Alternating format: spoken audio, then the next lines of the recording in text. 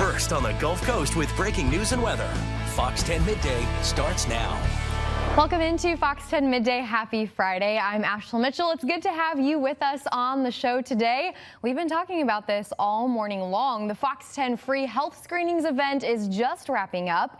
We were thankful to partner with Infirmary Health to put on the event, and many of you took advantage this morning. Chelsea Sayazan was at the Mobile morning location all morning, and she has more in this report.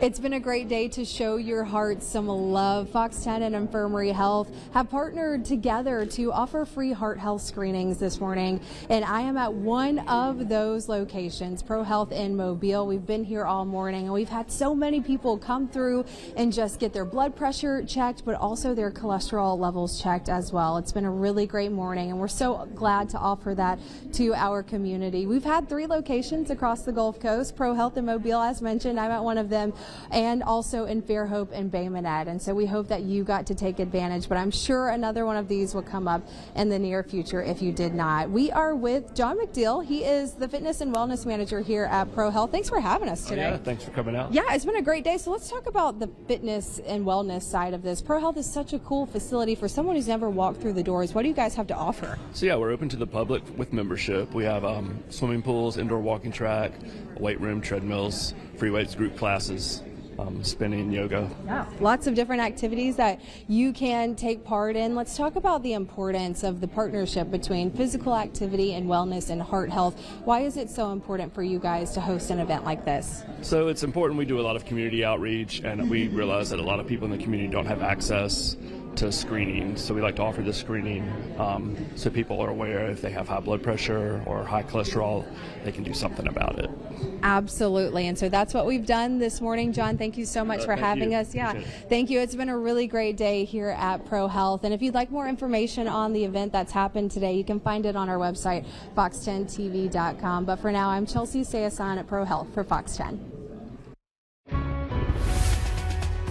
All right, thank you, Chelsea, and thank you to all of you who took part this morning. It is 11:01. Let's get our first check on the weather forecast with my friend Hannah Fink. Hannah, I did wake up to some thunder, some rain this morning, but good news is that should be moving out later on.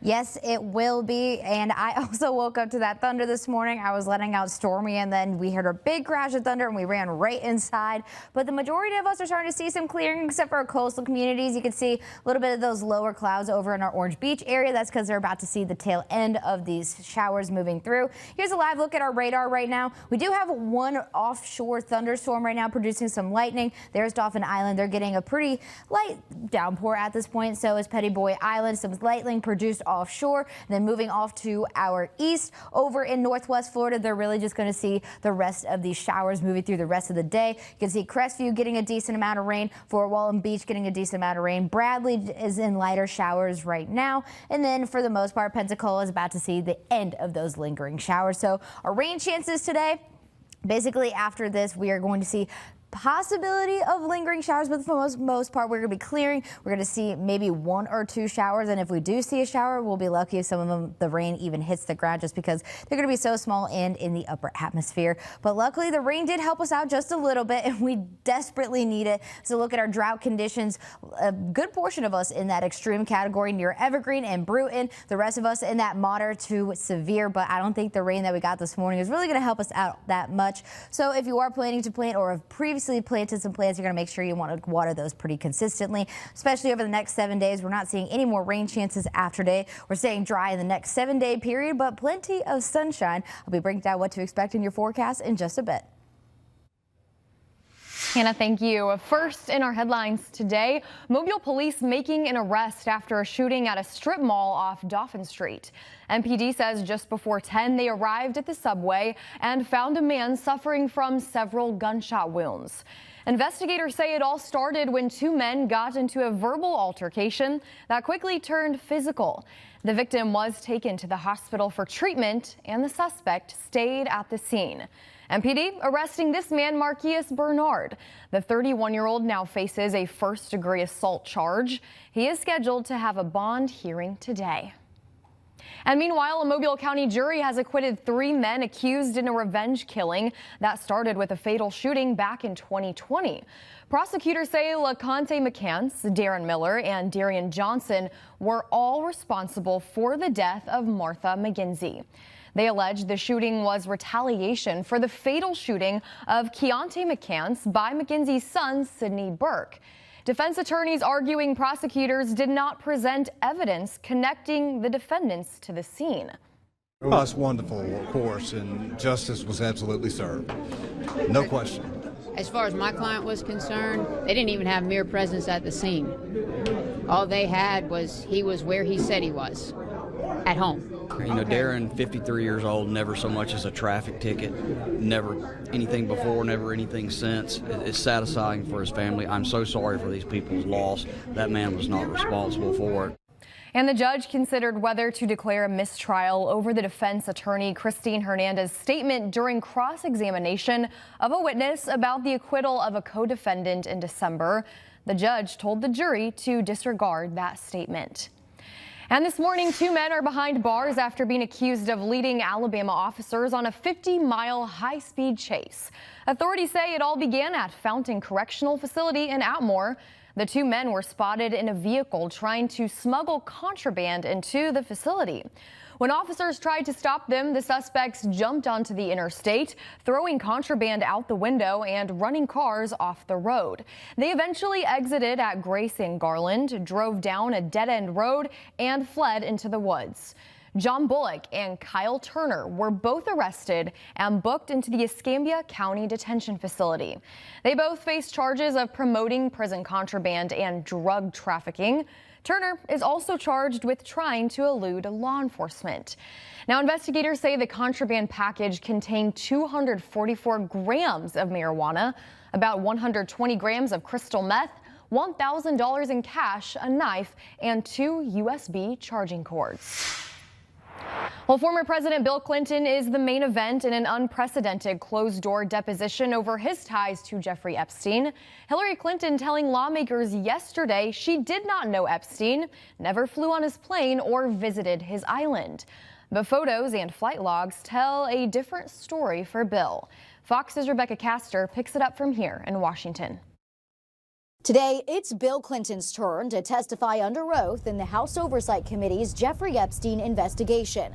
And with photos like this included in the files, lawmakers have plenty of questions. Yesterday, Ms. Clinton deferred a lot of questions to her husband today. We already had a big portfolio of questions for him, and that increased yesterday. It's extremely rare for a former or sitting president to testify before Congress. Bill Clinton will be the first to do so in 40 years. But Democrats hope it will set a new precedent and make it difficult for Republicans to explain why they're not deposing President Trump, whose name is also included in the files. We're demanding immediately that we ask President Trump to testify in front of our committee. We asked specifically the victims if the president was involved, and they exonerated him. So why would we bring in the president of the United States, who's been exonerated? And yet, after 6 hours of questioning Hillary Clinton Thursday, lawmakers appear no closer to understanding how Epstein got away with his sex crimes for decades. I answered every one of their questions. I never met Jeffrey Epstein, never had any connection or communication with him. She was unhinged, and I hope that President Clinton is less unhinged today than his wife was yesterday. Bill Clinton is also expected to tell lawmakers he had no knowledge of Epstein's crimes. And while flight logs show he used his plane, there is no clear evidence he went to the island. Bill Clinton is testifying behind closed doors, but the transcript and video will be released in a matter of days. In Washington, Rebecca Castor, Fox News. Also on midday, oil prices rising this morning as the U.S. and Iran extend nuclear talks into next week. This comes after indirect talks in Geneva ended Thursday with no deal in place. In the meantime, the U.S. military buildup near Iran continues to intensify as President Trump's deadline to reach an agreement on the future of Tehran's nuclear program looms as soon as this weekend. The resources in the region, 2 purposes. One, to help defend U.S. bases in the region and the Israeli bases, as well as the Israeli people, and two, to conduct a very comprehensive offensive campaign, which would reduce dramatically Iran's capability to retaliate. And the U.S. Embassy in Jerusalem announcing that non-emergency government personnel and family members are now permitted to leave Israel over safety risks. Still to come on Fox 10 Midday, the Mobile Boat Show is taking place this weekend. We've got the details for you and your family. Plus, is social media addicting to teens? Well, more evidence supports this claim. We have those details for you in your Health Minute. Before we go, Hannah, we had a moist start to the day, but should be drying up over the next few hours. Yes, we will, and you can see that in our next 5-hour period. We'll see mostly cloudy skies till about the beginning parts of the lunchtime hours, and transitioning into partly cloudy skies. Temperatures will be in the lower 70s. A warm and sunny day by this afternoon. We just can't rule out any lingering showers, especially near the coastline. Could see a pop-up shower this evening as well, but for the most part, we're going to be dry into this weekend. We'll look at your weekend forecast and what to expect in the 7-day forecast coming up after these messages. Welcome back. Right now, it's not an official diagnosis. Social media use disorder isn't classified as a mental condition, but experts say more evidence is mounting about the impact social media has on the mental health of children and teens. In today's Health Minute, Mandy Gaither has ways parents can help create a healthy digital balance. It's not all bad. Social media can help children and teens create connections and be creative. But since their brains are still developing, it also comes with some risk, including exposure to racist and sexist content, unrealistic beauty standards, disinformation, and cyberbullying. Tamar Mendelson with the Johns Hopkins Bloomberg School of Public Health says parents can help create a healthy digital balance for young social media users by filling their time with in-person activities. That includes phone-free meals with family when possible, healthy bedtimes, and after-school clubs or sports. Encouraging or requiring in-person activities can be more effective than simply banning social media because it offers concrete and hopefully enjoyable alternatives. Next, Mendelson says to choose quality over quantity. She says because everyone is different, it's not possible to set a blanket time deemed safe to spend on social media. Instead, encourage positive online spaces that affirm their identity and expand their social circle. This can be especially useful for young people with marginalized identities, including LGBTQ+ youth and youth with disabilities. Finally, be aware of concerning behavior, including increasing amounts of time spent on social media sites if it's interfering with daily tasks or it's difficult to get them off these sites. Mendelson says persistent preoccupation with social media is also a problem. Those are red flags that parents and educators should pay attention to. For Health Minute, I'm Mandy Gaither.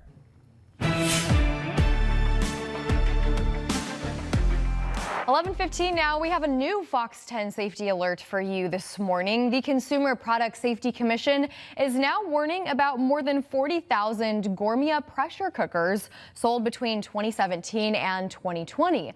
The lid can open while pressurized, spraying hot contents and even causing severe burns. In fact, there have been 5 reports of injuries, 4 of them severe. If you have one, stop using it immediately and get rid of it. Do not sell or give this away. Gourmet says it stopped selling the model 6 years ago and is currently reviewing the matter.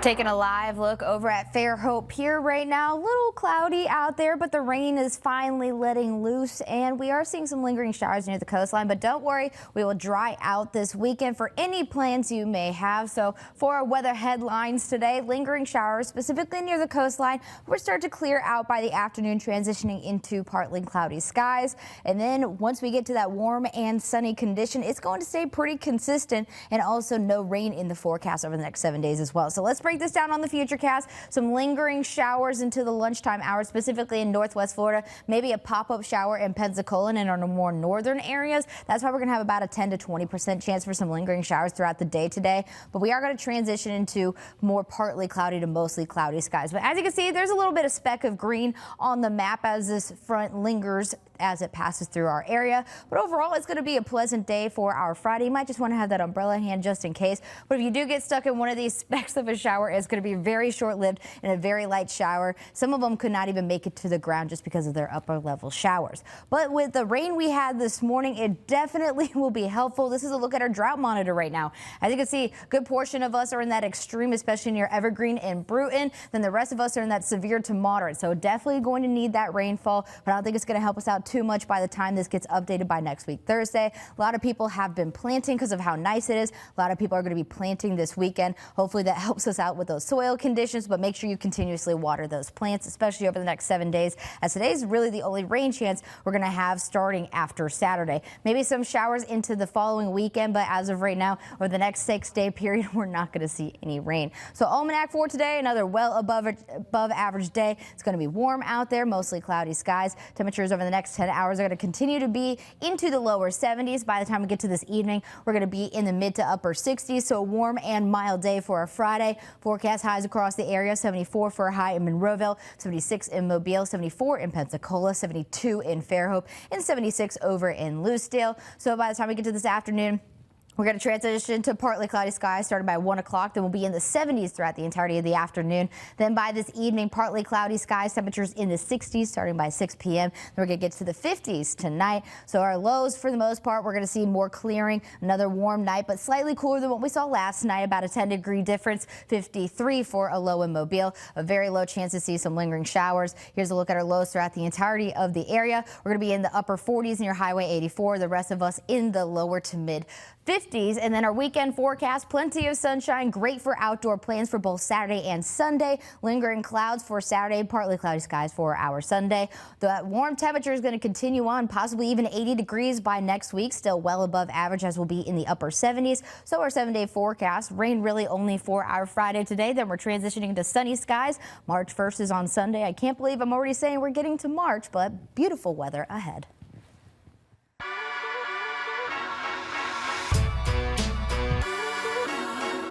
The Mobile Museum of Art is inviting you to a celebration of Black history. It's all happening tomorrow from 11 a.m. until 2 p.m. It will feature spoken poetry, cultural performances, and interactive experiences highlighting Black creativity and storytelling. There will also be an area set up where the kids can create their own crafts at the same time. Admission to the museum will be completely free. For more information, you can visit the City of Mobile's website. And if you are in the market for a new boat, the Mobile Convention Center is the place to be. It's time for the annual Mobile Boat Show, being held today through Sunday. You can check out an impressive selection of boats, motors, personal watercraft, and marine gear. You can even climb aboard some of the boats and just see how they feel. There are also special events for the entire family, like the Fetch and Fish Dog Show, Sea Life Touch Tables, kids fishing classes, and much more. You can buy tickets to the boat show online or at the door. 11:20 now on your Friday. As we approach America's milestone birthday, one North Baldwin County school is teaching its students the importance of freedom. That story on the other side of the break.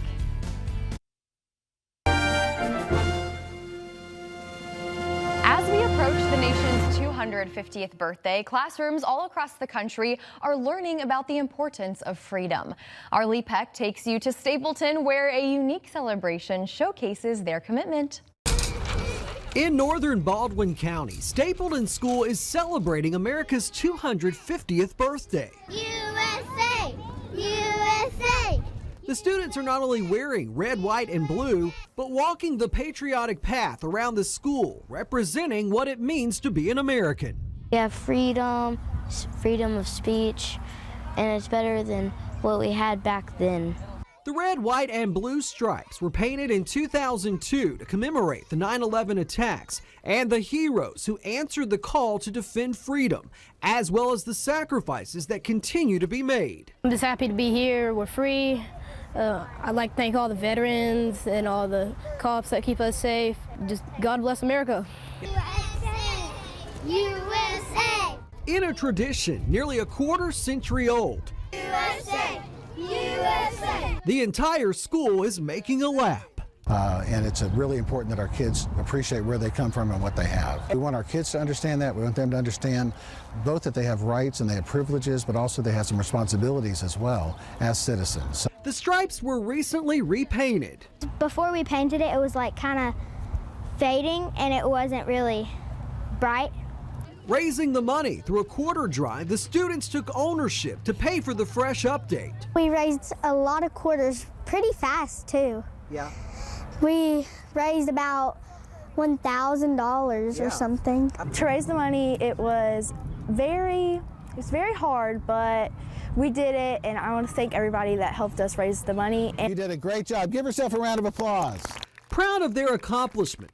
Happy birthday to you. Proud to be Americans. And all that it stands for. In Stapleton, Lee Peck, Fox 10 News. And to top off the patriotic celebration, the students had red, white, and blue cupcakes. Sounds pretty good, Hannah. Before we wrap up today, let's take one more look at our weather forecast. Yes, so this is going to be our catnap forecast. Definitely feeling it with how kitty and grilled cheese are right now. Look at them wrapped up and cozy after a rainy day today. Luckily, the rain will start to dry out as we go on throughout the afternoon. Partly cloudy skies by 1 p.m. and temperatures in the lower 70s.